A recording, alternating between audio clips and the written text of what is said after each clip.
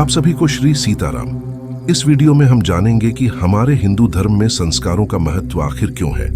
आगे बढ़ने से पहले आप सभी से मेरा निवेदन है कि चैनल को सब्सक्राइब जरूर कर लें ताकि हमारे आने वाले वीडियो के नोटिफिकेशन आपको मिलते रहें। और वीडियो अगर अच्छा लगे तो वीडियो को लाइक और कमेंट में जय श्री राम अवश्य लिखें और वीडियो को ज्यादा से शेयर करें ताकि और भी लोगों को हमारे धर्म की यह जानकारी प्राप्त हो एवं हमारे हिंदू सनातन धर्म का प्रचार प्रसार बढ़े।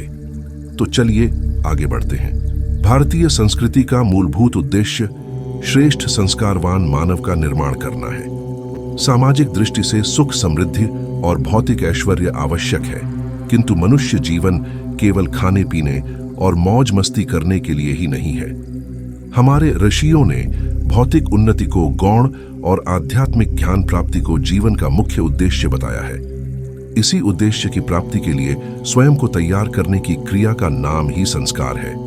वेद, पुराणों तथा धर्मशास्त्रों में शिशु के गर्भ में प्रवेश करने से लेकर जीवन के विभिन्न अवसरों पर और अंततः शरीर छोड़ने तक विविध संस्कारों का विधान है। संस्कारों से व्यक्ति के मन के विकार नष्ट होते हैं तथा व्यक्ति व प्रभावशाली और जीवन आनंदपूर्ण बनता है। संस्कार क्या है? गौतम धर्म सूत्र के अनुसार संस्कार उसे कहते हैं जिससे दोष हटते हैं और गुणों की वृद्धि होती है। शंकराचार्य के अनुसार संस्कारो ही नाम संस्कार्यस्य गुणाधानेन व स्याघोषापणयनेन वा, अर्थात व्यक्ति में गुणों का आरोपण करने अथवा उसके दोषों को दूर करने के लिए जो कर्म किया जाता है उसे संस्कार कहते हैं। महर्षि चरक के मतानुसार संस्कारो ही गुणांतराधानम उच्यते, अर्थात व्यक्ति या वस्तु में नए गुणों का आधान जमा करने समाने करने का नाम संस्कार है। संस्कार विधि में लिखा है जन्म ना जायते शूद्र संस्कारादद्विज उच्यते, अर्थात जन्म से सभी शूद्र होते हैं लेकिन संस्कारों द्वारा व्यक्ति को द्विज बनाया जाता है।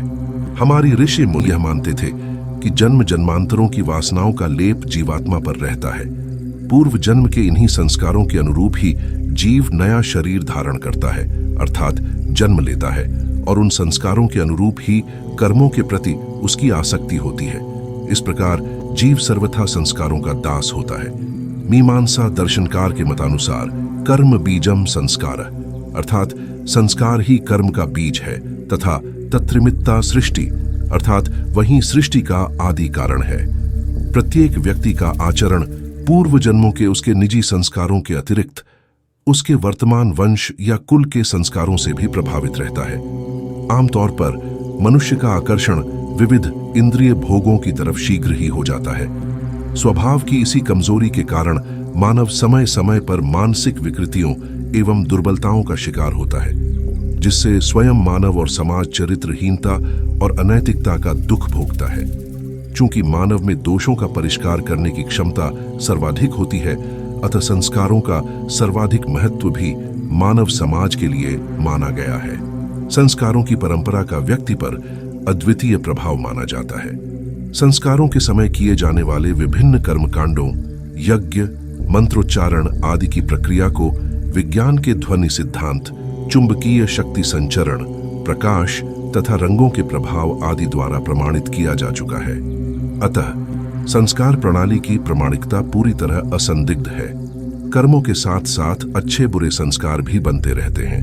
मनोविज्ञान मानता है कि मनुष्य किसी बात को सामान्य उपदेशों, प्रशिक्षणों अथवा परामर्शों द्वारा दिए गए निर्देशों की तुलना में अनुकूल वातावरण में जल्दी सीखता है। उल्लेखनीय है कि मस्तिष्क का स्थूल कार्य तो सचेतन मन द्वारा होता है और सूक्ष्म कार्य अचेतन मन द्वारा। बाह्य जगत से विचार सामग्री सचेतन मन जमा करता है, जबकि उस सामग्री को अचेतन मन संचित कर लेता है। अतः मनुष्य अपने सचेतन मन को जैसा बनाता है वैसा कि उसका अचेतन मन भी आप से आप बन जाता है। निपुण मन ही आत्मा का सबसे बड़ा सेवक और सहायक होता है। सुशिक्षित और परिष्कृत मन के बिना आत्मा की शक्ति का जागृत होना संभव नहीं हो पाता। संस्कार प्रक्रिया में पुरोहित द्वारा देवताओं के आवाहन के कारण देव अनुकंपा की अनुभूति, यज्ञ आदि कर्म कांड के कारण धर्म भावनाओं से ओतप्रोत मनोभूमि, स्थान की पवित्रता, हर्षोल्लास का वातावरण, यजमान द्वारा भावपूर्ण शपथ ग्रहण, स्वजन संबंधियों, परिचितों, मित्रों की उपस्थिति, ये सब संस्कारित होने वाले व्यक्ति को एक विशेष प्रकार की मानसिक स्थिति में पहुंचा देते हैं। कर्मकांड की ये क्रियाएं मन पर अमिट और चिरस्थायी प्रभाव छोड़ती हैं। ये प्रभाव मन को परिस्थिति के अनुकूल शिक्षित करता है। उदाहरण के लिए, एक व्यभिचारी व्यक्ति जब अपनी प्रेमिका को विवाह आदि करने के लिए लंबे चौड़े आश्वासन देता है तो उसका कोई महत्व नहीं समझा जाता, जबकि विवाह संस्कार में संपन्न समस्त धार्मिक कर्मकांडों का प्रभाव ऐसा पड़ता है कि वर वधू आजीवन एक अटूट बंधन में बंधे अनुभव करते हैं। जिस वातावरण में और भावना के साथ सारी रस्में पूरी की जाती हैं, उसका मनोवैज्ञानिक प्रभाव उन्हें जीवन भर अलग होने से रोकता है। संस्कार के अनेक प्रकार। संस्कारों की संख्या अलग अलग विद्वानों ने अलग अलग बताई है।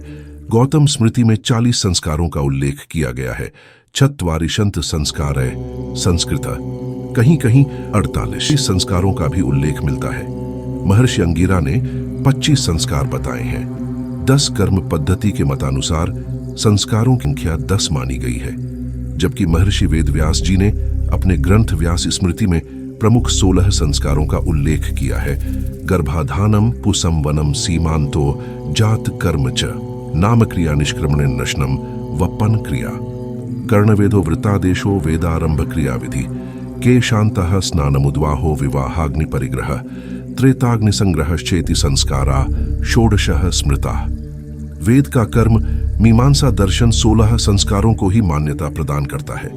आधुनिक विद्वानों ने इन्हें सरल और कम खर्चीला बनाने का प्रयास किया है, जिससे अधिक से अधिक लोग इनसे लाभ उठा सकें। इनमें प्रथम 8 संस्कार प्रवृत्ति मार्ग में एवं शेष 8 मुक्ति मार्ग के लिए उपयोगी हैं। हर संस्कार का अपना महत्व, प्रभाव और परिणाम होता है। यदि विधि विधान से उचित समय और वातावरण में इन संस्कारों को कराया जाए तो उनका प्रभाव असाधारण होता है। इसलिए प्रत्येक व्यक्ति को ये संस्कार अवश्य करने चाहिए। अगर इस वीडियो को देखकर और सुनकर आपको अच्छा लगा हो एवं हमारे हिंदू सनातन धर्म की थोड़ी सी भी जानकारी आपको अच्छी लगी हो तो लाइक, कमेंट और इस वीडियो को ज्यादा से ज्यादा शेयर करें, ताकि हमारे सनातन धर्म का प्रसार प्रचार बढ़े एवं और भी लोगों को यह जानकारी मिले। जय श्री राम।